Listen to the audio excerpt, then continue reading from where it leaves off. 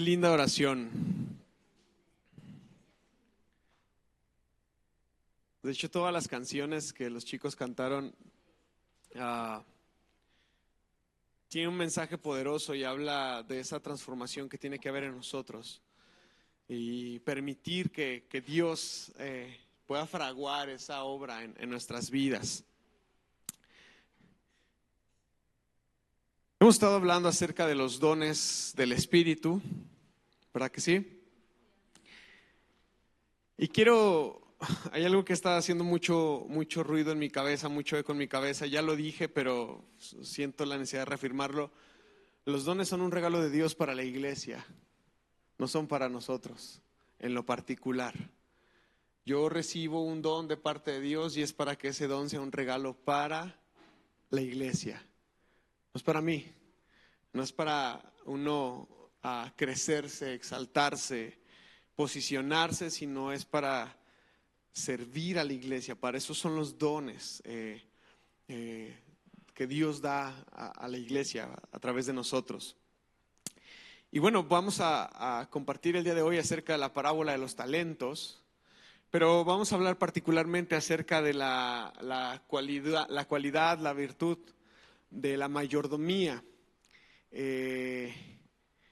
Vamos a hablar acerca de esto porque dado que hemos aprendido que Dios pone dones en nuestras manos, y no creo que es lo único que Dios esté poniendo en nuestras manos, Él ha puesto un mar de cosas en nuestras manos, pero dado que Dios ha puesto dones en nuestras manos, es importante que podamos responder fielmente a lo que el Señor ha puesto en nuestras manos, o responder fielmente con lo que el Señor ha puesto en nuestras manos.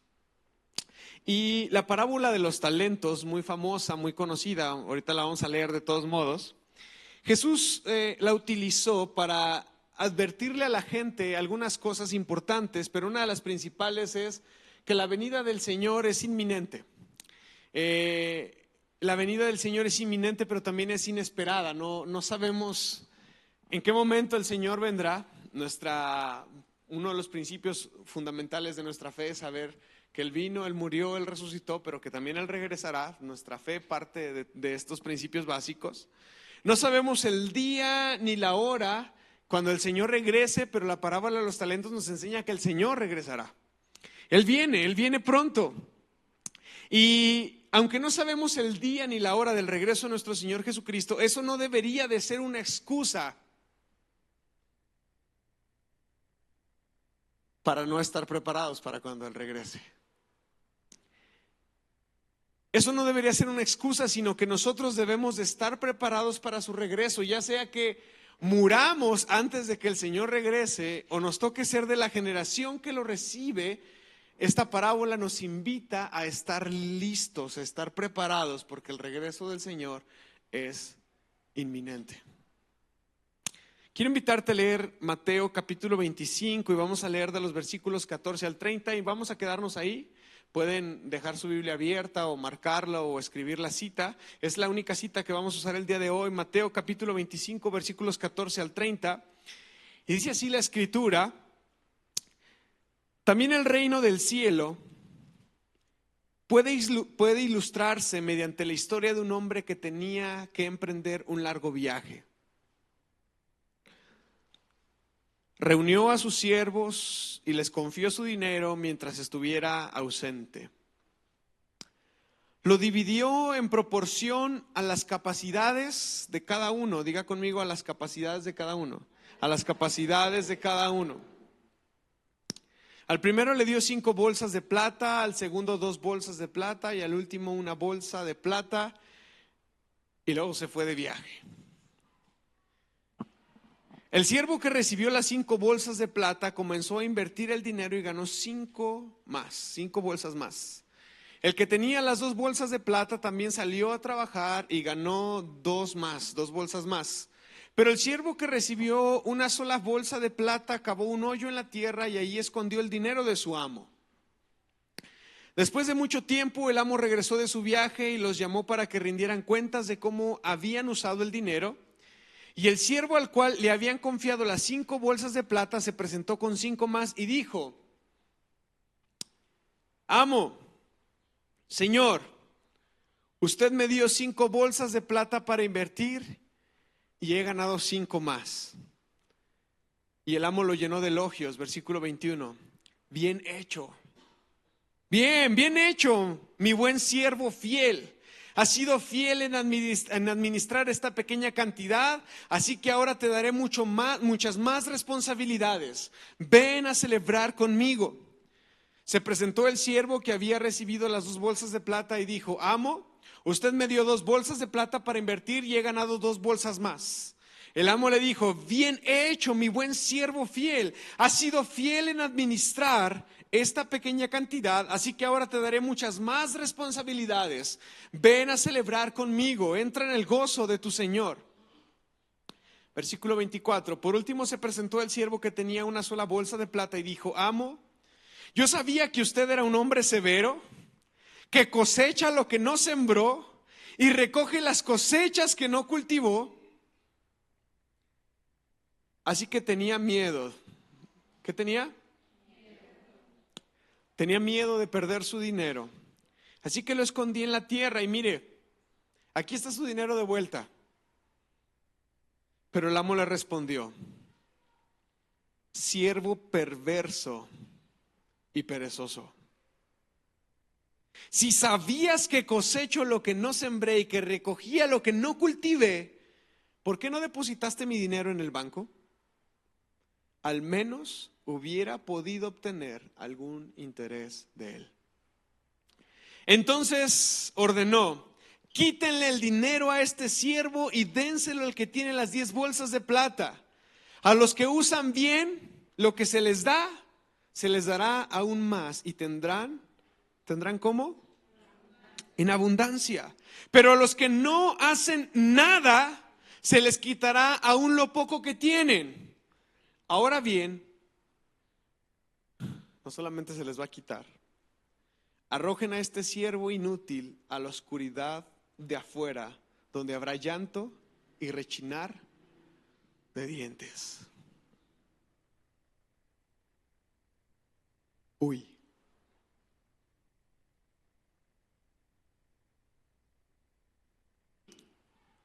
Si leímos en la Reina Valera 60, que es la que tienen ahí en sus manos, la palabra que utiliza en vez de una bolsa de plata o 5 bolsas de plata es talento. Y a veces pensamos que el talento, como hoy en día lo conocemos en nuestro castellano, nuestro español, es una habilidad, ¿no? Una capacidad nata. Pero bueno, ya la NTV nos ayuda a entender que esta parábola, netamente el Señor Jesús está hablando de dinero. Y no porque al Señor le interese el dinero, pero era una buena forma de hacer entender a quienes escuchaban esta parábola el mensaje esencial de la parábola. Así que lo primero que debemos de entender de esta parábola es que efectivamente el Señor está hablando acerca de dinero, está hablando acerca de capacidad monetaria. De hecho, el talento, si era una capacidad, una cantidad de moneda, una cierta cantidad de moneda que era el equivalente al promedio de un salario de un año de una persona promedio.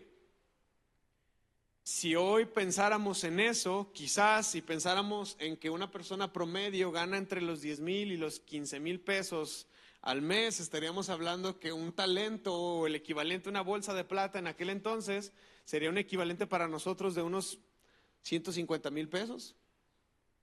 Perdón, más. 180,000 pesos. Cada talento, cada bolsa de plata. Un equivalente más o menos a la cantidad de dinero que el hombre rico, el jefe, el patrón estaba entregando. Así que este hombre poderoso, el señor de estos siervos, era un hombre que estaba a punto de emprender un viaje. Y este hombre era lo suficientemente rico en primera para tener siervos, para tener sirvientes, para tener ayudantes que estuvieran ahí a su disposición, pero también era lo suficientemente rico como para dejarles dinero en sus manos y para que ellos trabajaran este dinero, para que ellos produjeran con este dinero. Es algo muy interesante porque era una cantidad sustancial de dinero la que este hombre estaba dejando en las manos de cada uno de ellos. Aún el que recibió un solo talento, era una cantidad sustancial de dinero la cual estaba recibiendo.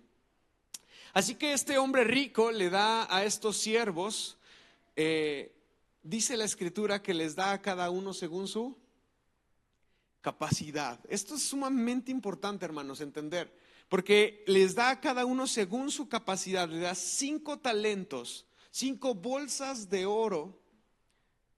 Si es oro o es plata, de plata,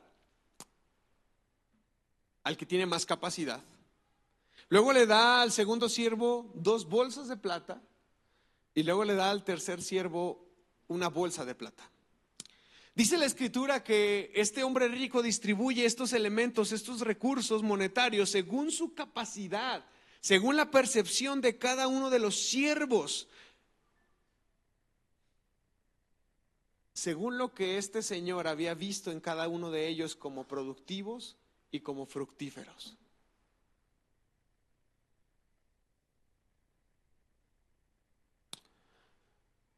Mucha gente utiliza esta parábola para hablar acerca del capitalismo como un sistema económico avalado por Dios o avalado por la Biblia. Déjeme decirle que Dios no tiene sistemas económicos. Él es la economía. Él es el proveedor de todos los recursos. Si a Él le place, mi esposa me contó que aquí en la escuelita hubo un milagro, ¿no? Que nuestra hermana traía fruta en un bowl y nunca se acabó, y seguía sirviendo vasos y seguía sirviendo vasos, y eso nunca se acabó. Dios es el dueño de todos los recursos, mis hermanos. Dios no tiene un sistema económico, Dios no es capitalista, no se crean esa mentira del diablo. Dios es el proveedor de todos los recursos del hombre. Él puede dar como Él quiere. Pero mucha gente toma esta parábola para argumentar el peso del capitalismo en la vida cristiana. Claro, vivimos en un sistema donde eso nos ha abrazado, y no estoy siendo socialista ni comunista, no estoy hablando de nada de eso, solamente estoy diciendo que Dios no es capitalista. Y hay gente que toma este texto, ya que está hablando de unidades de monedas, para argumentar acerca del capitalismo y la necesidad de producir, multiplicar y que el dinero trabaje para ti, que haga para ti. Sí, es lo que está pasando en la parábola. Este hombre rico tiene dinero, va a viajar y en vez de dejar ese dinero ahí guardado sin que esté haciendo algo, busca a sus mejores siervos y les entrega según sus capacidades para que ellos puedan producir y ellos puedan multiplicar mientras ese hombre no está. Eso es lo que enseña la parábola, es lo que la parábola nos demuestra, no es lo que quiere enseñarnos otras cosas.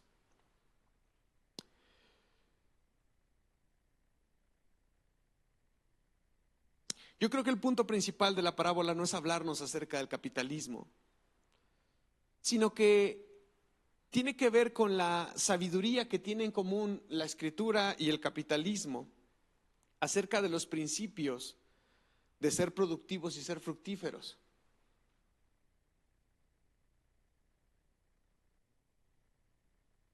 Nos habla acerca del principio de la gratificación, que es diferida al invertir nuestro capital de tal manera que el capital trabaje para nosotros y aumente nuestra prosperidad. Más o menos esa es la esencia, hablando monetariamente, de lo que la parábola está buscando enseñarnos.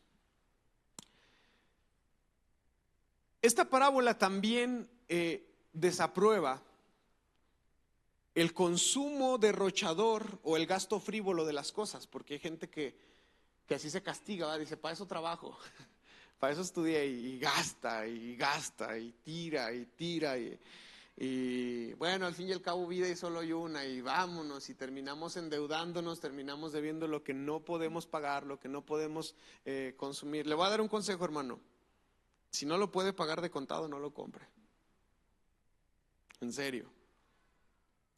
Y menos si es algo de ocio, menos si son unas vacaciones, menos si es una televisión, menos si no lo puede pagar de contado, no lo compre.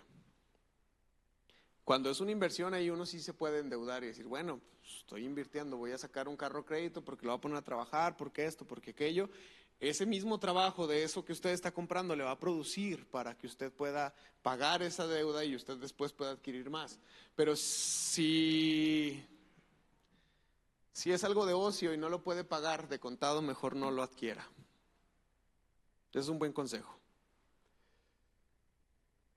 No es bueno hacer gastos derrochadores y consumos frívolos, porque una de las ideas de esta parábola es derribar esta idea de la gratificación inmediata, ¿no? Compre ahora y pague después. Disfrute ahora y páguelo después. Esto nos ha engañado a la humanidad entera en general, pero lamentablemente a veces también esta clase de pensamientos suceden dentro de la iglesia.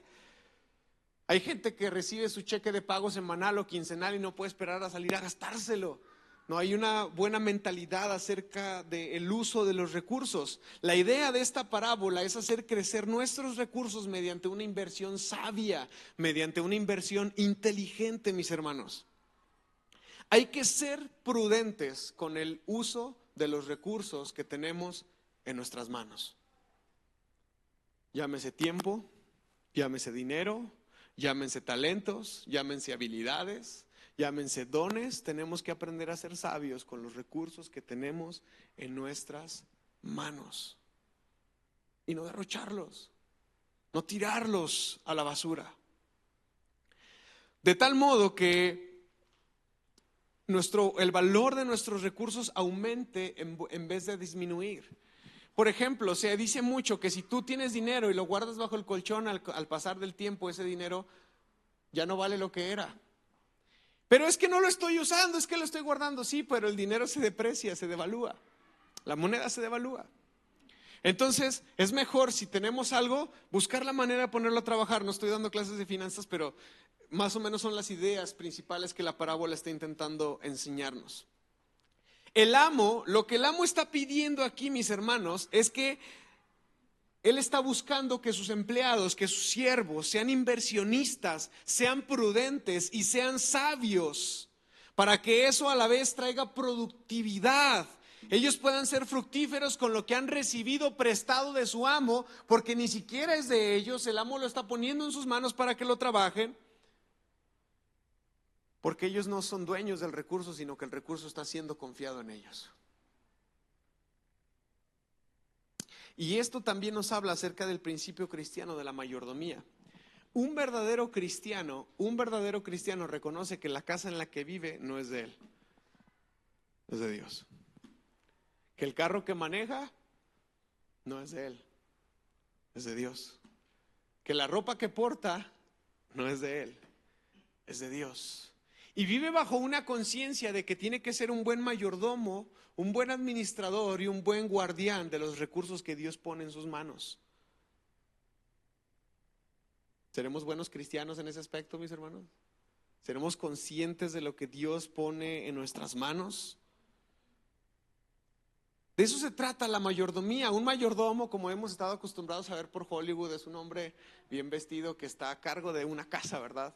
Está a cargo de toda una casa. En el mundo antiguo, el mayordomo no era el dueño de la casa, sino que era el administrador. Él estaba involucrado principalmente en una palabra griega que se diría como oikonomía, que hoy en día la podríamos traducir al español como la economía, pero oikos es casa. Oikia es casa habitada, oikonomía es las reglas, la economía, los principios de la casa. Eso es un mayordomo, de ahí viene la palabra mayordomía, de tener reglas, de tener principios dentro de la casa para que esa casa funcione bien, trabaje bien.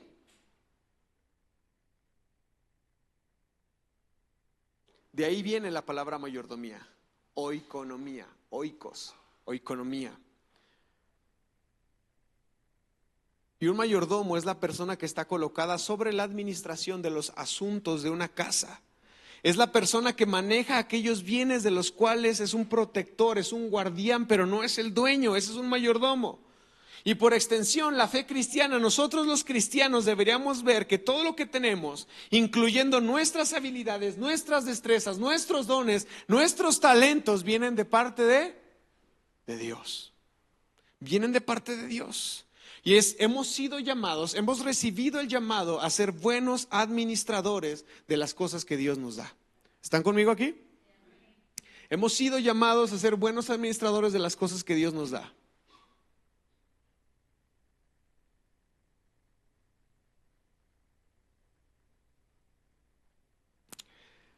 A lo largo de los pocos años que tengo en el ministerio y en algunos de ellos dando clases de manera formal o informal, la mayoría informal, obviamente,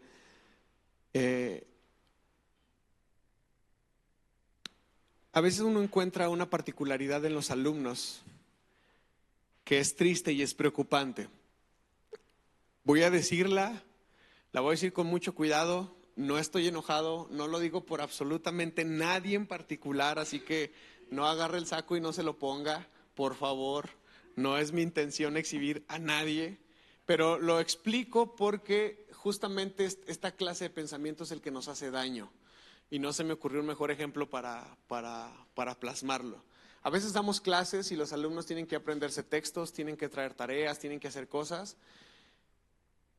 Y la gente al final del día, al final del curso, es que no pude, pero sí me he congregado. Y es que Dios sabe que yo lo amo con todo mi corazón, pero no tuve tiempo de hacer la tarea, no quise aprender, no me pude memorizar.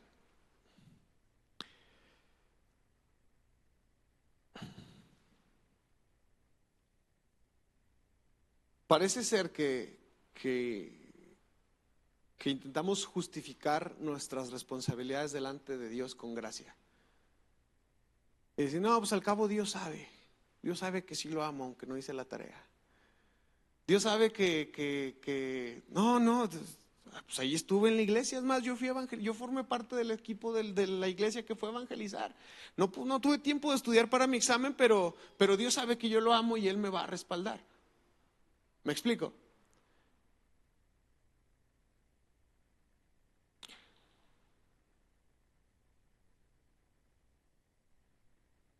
Qué bueno que amamos a Jesús, pero debemos de aprender a amarlo lo suficiente como para ser unos excelentes mayordomos y unos excelentes hombres y mujeres diligentes en todo lo que Dios ha puesto en nuestras manos. No podría ser posible que seamos irresponsables con las cosas que Dios pone en nuestras manos y que lo justifiquemos y digamos, Dios sabe, yo lo amo, Él sabe que yo lo amo, así que no importa si no hago esto, no importa si no me aprendo aquello, no importa si no soy responsable con esto, Dios sabe que lo amo.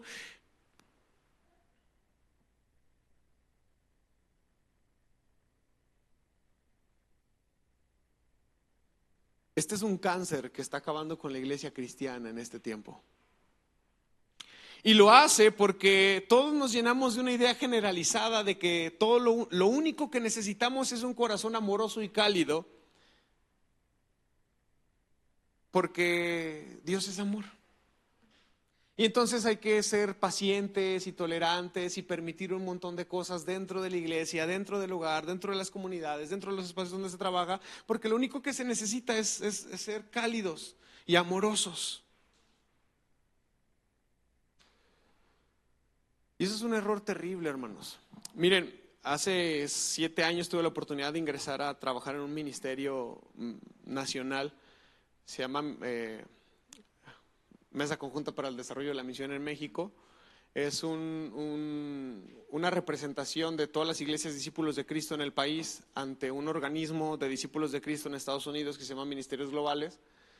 En pocas palabras, ese proyecto en el que yo trabajaba era un proyecto que buscaba unir las ideas de todos los discípulos de Cristo en México y decir, hey, tenemos estos proyectos, y entonces alcanzar a bajar recursos de lo que sea, inclusive financieros, pero no eran los únicos recursos.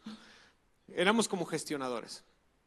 Y yo me acuerdo que pues, hace 7 años yo tenía 22, 23 años, o menos, porque ya tengo como 3 años que no estoy ahí. Yo creo que tenía como unos 20 años cuando entré a ese ministerio. Y uno entra como con muchas ganas y dice, no, sí se puede. Y uno, no, sí, hay que gestionar esto, hay que traer estos permisos, hay que regalar esto, hay que apoyar de esta manera. Y había 2 hermanas, una hermana y un hermano en particular, que eran duros, eran rígidos, era de esa gente que tú sientes que nada más está estorbando el proyecto y que hacen que no avance.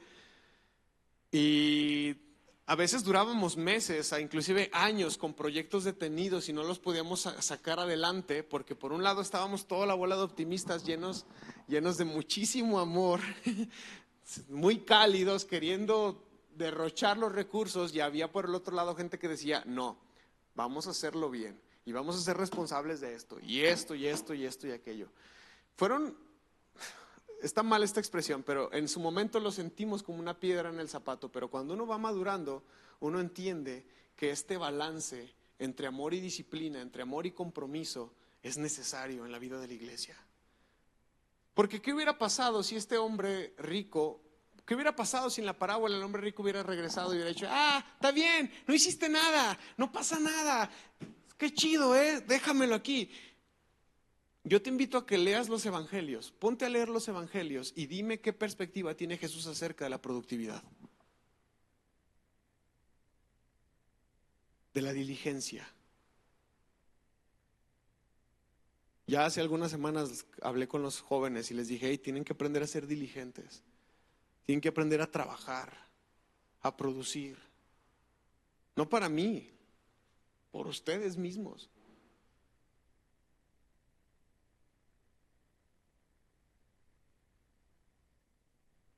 ¿Qué perspectiva encontramos acerca de Jesús en los evangelios? ¿Qué perspectiva encontramos de Jesús en los evangelios acerca de la productividad? ¿No encontramos a un Jesús diciendo que si un árbol no da fruto hay que cortarlo? ¿Hay que echarlo al fuego? ¿No encontramos a un Jesús viendo una higuera que no tiene el fruto que él busca y que él necesitaba y maldiciéndola y la higuera secándose?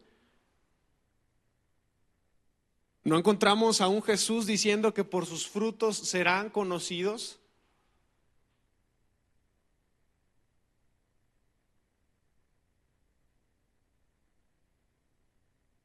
¿No está Jesús diciendo que Jesús no dice, no por sus palabras van a ser conocidos, sino por su buena mayordomía, por lo que producen van a ser conocidos? Jesús dijo, por sus frutos los conoceréis, por sus frutos sabrán que son mis seguidores. No es por sus buenas palabras, no es por, qué bien se mueven entre la gente, es por la capacidad de ser buenos mayordomos con lo que Dios pone en sus manos. Es la forma en la que Jesús dice que va a distinguir a un seguidor de Él y a quien no es un seguidor de Él. No por si va a la iglesia, no por si tiene 50 años congregándose, sino por la capacidad que tiene de producir. Hermanos, si leemos los evangelios, encontramos a un Jesús profundamente comprometido con que seamos productivos, demandando de nosotros la productividad. Porque como cristianos nosotros debemos de aprender a ser diligentes.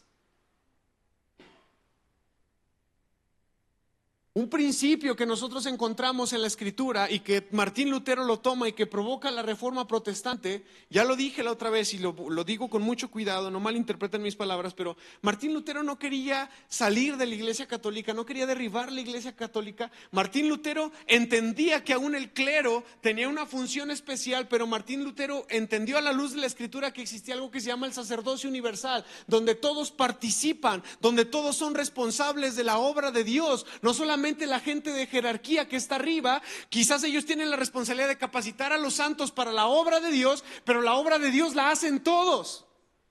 Eso fue lo que dio inicio a la Reforma Protestante. Que la iglesia saliera de las 4 paredes en las que estaba inmiscuida y empezara a transformar las comunidades y las naciones a la luz del poder del evangelio. Porque de eso se trata el sacerdocio universal. Esa es la productividad que Dios busca encontrar en nosotros.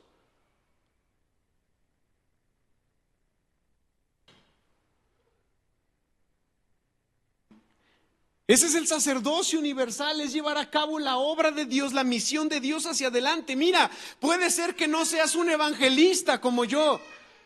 Yo tampoco soy un evangelista, pero eso no significa que tú no tengas la responsabilidad de asegurarte de que el evangelio sea predicado. Puede ser que tú no seas un maestro, pero eso no significa que tú no tengas la responsabilidad de cuidar y de velar que la gente aprenda y se eduque. Porque todos colaboramos en el reino de los cielos, en la obra. Todos colaboramos.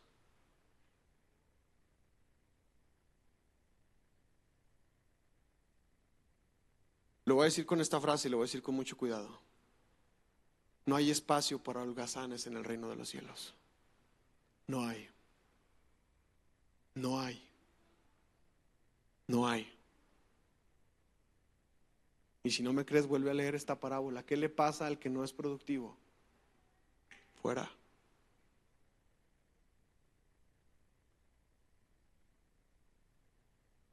Pensamos que no es una acción cristiana cortar el árbol que no da fruto.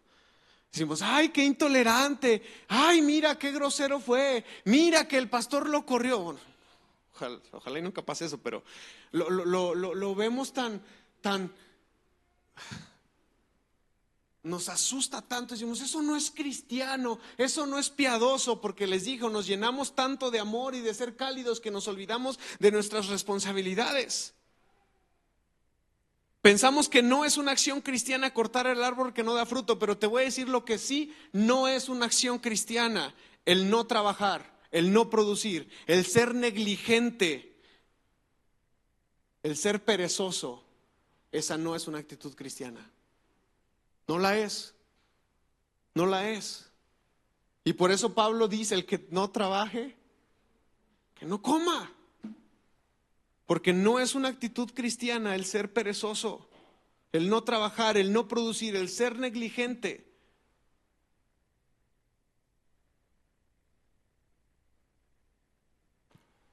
Mis hermanos, tenemos la tarea, tenemos la responsabilidad, el trabajo más alto, más sublime, de mayor carga y de mayor responsabilidad en el mundo. Somos portadores del Evangelio. Trabajamos para una empresa donde el patrón es Dios.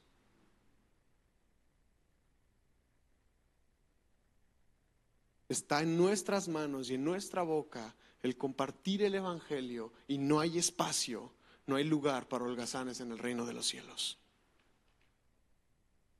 Tenemos un trabajo, mis hermanos, aún mucho más importante que el trabajo del presidente de México o cualquier otro presidente o cualquier otra eminencia en este mundo. Tenemos un trabajo más importante que el de ellos. Y la pregunta es, ¿vamos a tomarlo a la ligera? ¿Vamos a ser negligentes?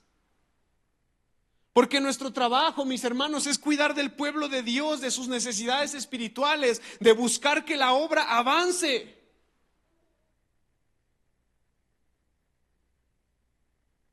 Así que el que tenga el don de enseñar, cuando el Señor Jesús venga, le va a pedir cuentas de cuánto enseñó. Y el que tenga el don de servir, cuando el Señor venga, le va a pedir cuentas de cuánto sirvió. Y el que tenga el don de predicar, el Señor le va a pedir cuentas de cuánto predicó. Y el que tenga el don de la hospitalidad, el Señor va a venir, le va a pedir cuentas y le va a preguntar cuán hospitalario fue su hogar. Y el que tenga el don de la generosidad y el que tenga la capacidad de producir, el Señor va a venir y le va a pedir cuentas de cuánto se sembró en las personas. Y así sucesivamente. Todos somos equipados por el Espíritu Santo. Cada uno de nosotros somos equipados por el Espíritu Santo para el ministerio. Y en el momento en el que el Señor Jesús vuelva por segunda vez, nos pedirá cuentas a cada uno de nosotros, no solamente de lo que hicimos con nuestro dinero, sino también de lo que hemos hecho con lo cual Él nos ha entregado en nuestras manos.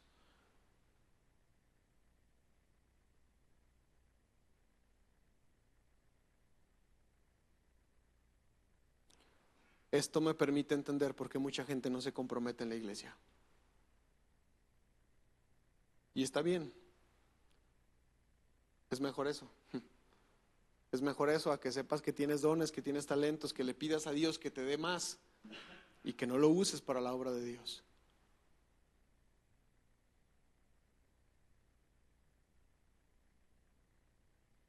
¿Cómo entregarías cuentas si el Señor te las pidiera esta noche?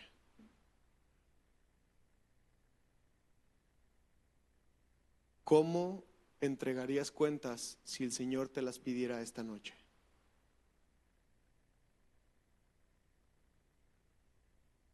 ¿Qué clase de siervo serías? Bien, buen siervo y fiel. O el Señor te diría siervo malo y negligente, perezoso, perverso. Por eso Santiago dice, y aquel que sabe hacer lo bueno y no lo hace, para esa persona le es pecado. Yo no entendía el peso de la palabra perverso, pero es eso, ser perverso, porque, ¿sabes?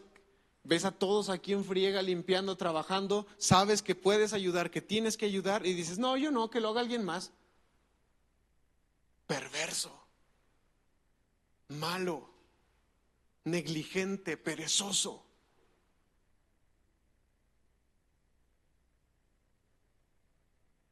¿Cómo te sentirías si el Señor te pidiera cuentas esta noche? Que el Señor te dijera, te di esta responsabilidad, te di esta misión, te di este talento, te di esta habilidad.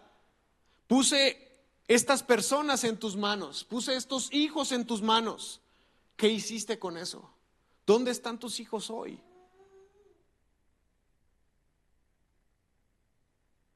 ¿Dónde está el ministerio que el Señor puso en tus manos?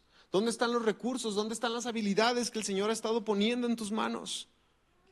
Porque en la parábola el dueño vuelve y le dice al hombre a quien le dio 5 talentos, dime, ¿qué ha pasado? Y el tipo le dice, aquí están tus 5 y tengo 5 más. He estado siendo sabio, he estado siendo cuidadoso, he estado siendo productivo con tu dinero, no tengo por qué avergonzarme.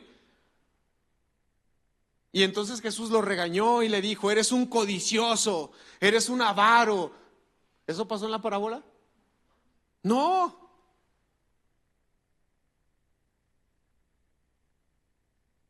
Jesús le dijo, mi organización es sin fines de lucro, así que te voy a castigar porque no estuviste regalando todo lo que pone en tus manos. No. ¿Qué es lo que le dice el Señor? Le dice, bien hecho, excelente, bravo, bien hecho, eres un buen siervo, eres una persona fiel, en lo poco has sido fiel y en lo mucho te pondré, gózate conmigo, alégrate conmigo.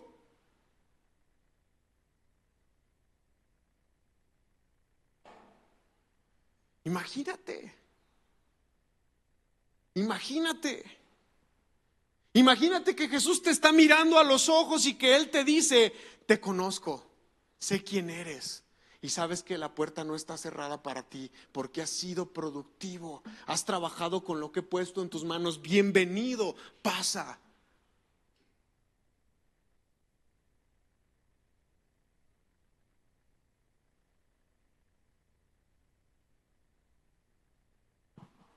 Que el Señor te mirara a los ojos y te dijera, eres una persona confiable. Puedo poner responsabilidades en tus manos y sé que vas a responder porque eres confiable. ¿Se acuerdan que esa es una cualidad de emuná, fe? Ser una persona digna de confianza.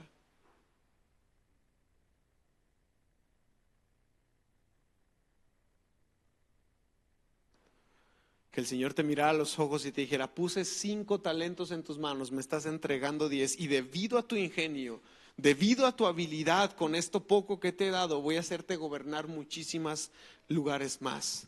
Entra en la alegría, en el gozo de tu Señor. Y luego va con el segundo y le dice exactamente lo mismo. Eres un siervo fiel, productivo, ingenioso, sabio. Trabajaste y produjiste, bienvenido, entra en el gozo de tu Señor. Pero luego llega con el tercero, con aquel que solo recibió un talento y viene con excusas, viene con acusaciones, acusa a su amo y le dice, yo sé quién eres. Yo sé que tú eres un hombre duro, que cosechas donde no sembraste y que recoges donde no esparciste. Sé cómo eres. Y tuve miedo. Tuve mucho miedo. Así que cavé un hoyo y lo escondí ahí. Pero mira, aquí está, intacto. ¿Qué le contestaría a su señor? ¿Tuviste miedo? Tú tienes miedo. No querías arriesgarte. No entiendes que no podrías cultivar lo que te había confiado sin correr riesgos. Tenían que ser riesgos sabios y calculados. Lo que puse en tus manos tenía que correr riesgos sabios y calculados. Pero tu miedo solo te hizo que mi dinero terminara enterrado. Debiste haberlo llevado a un banco para que al menos produjera intereses, pero no lo hiciste y a consecuencia de eso eres un siervo negligente, holgazán, perverso, perezoso. Bien sabías que cosecho donde no siembro y recojo donde no esparcí. Debiste haber puesto mi dinero en el banco. Y dice la escritura que manda que le quiten ese talento y se le dé al que tiene más. Porque todo el que tiene más, se le dará más y se le dará en abundancia. A todos los que producen, se les dará más bendición, pero al siervo inútil será lanzado a las tinieblas de fuera.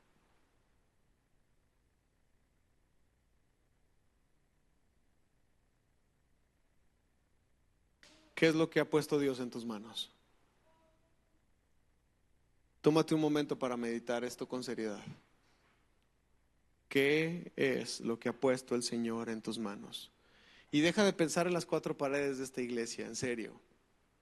Porque si no nos vemos tocando un piano, si no nos vemos dirigiendo un culto, si no nos vemos recogiendo la ofrenda, entonces sentimos que no somos útiles para el reino de Dios. Estamos tan equivocados. ¿Qué es lo que Dios ha puesto en tus manos?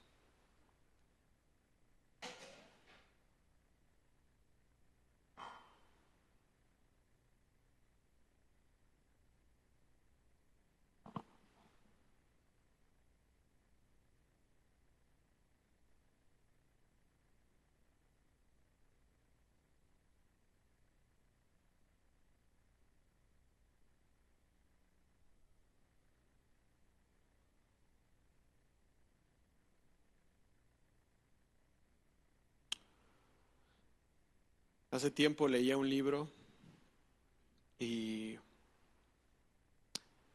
justamente hablaba de la productividad y decía, era un libro de liderazgo, entonces decía, cuando tú quieras pedirle algo a alguien, vas a tener dos clases de personas delante de ti, las que están libres, las que están disponibles y las que ya están ocupadas. Y si tú como líder piensas que puedes entregarle la responsabilidad a alguien que está libre y está desocupado, estás cometiendo un error, porque por una razón esa persona está libre y está desocupada.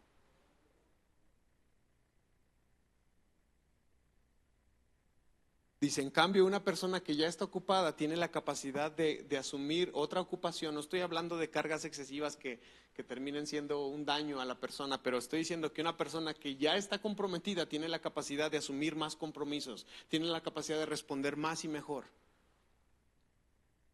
Y eso es lo que pasa con los talentos. Al que tiene 10, se le añadió uno más. Y el que no tenía o el que tenía uno, le fue quitado. ¿De qué lado de la lista estamos? ¿Somos siervos buenos y fieles, prudentes, productivos, trabajadores? ¿O somos siervos perversos y negligentes?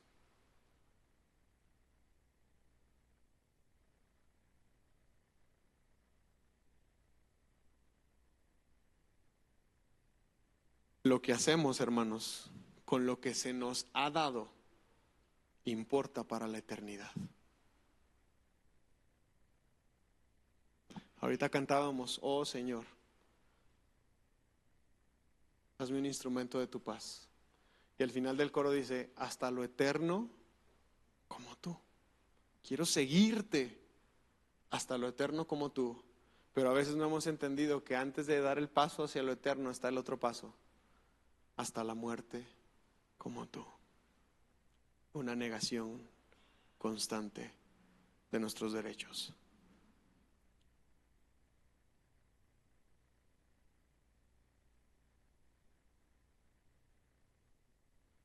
Es un buen tiempo para meditar en los dones que Dios ha puesto en nuestras manos. Hay gente que tiene uno, lo ve, lo menosprecia y codicia, ni siquiera envidia, codicia a aquel que tiene 5 dones. Y dice, si yo pudiera, si yo tuviera, y se convierte en un siervo malo y negligente. porque no trabaja, no produce con el don que tiene. El regreso del Señor Jesús, hermanos, es inminente.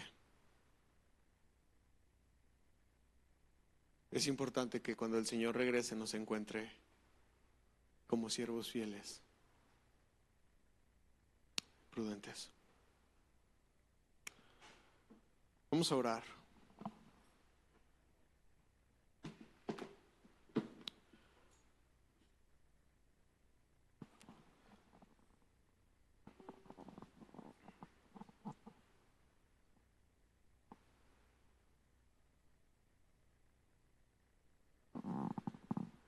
Buen Dios,